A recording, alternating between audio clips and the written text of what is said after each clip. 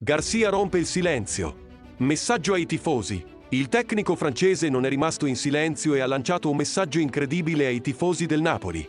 Rudi Garcia è stato esonerato dal Napoli. Aurelio De Laurentiis ha deciso di sollevare il francese dall'incarico di allenatore della squadra azzurra. Fatale è stata la sconfitta contro l'Empoli.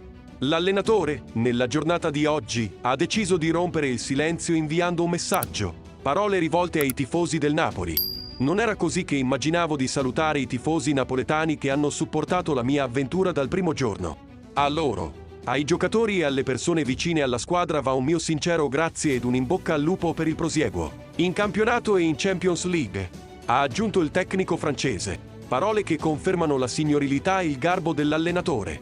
Nessun cenno alla società e ad Aurelio De Laurentiis, cosa che testimonia che il rapporto tra i due non fosse idilliaco. Ricordiamo che il francese, non essendosi dimesso, è ancora sotto contratto con la società azzurra. Cosa pensi del periodo di Rudi Garcia al Napoli?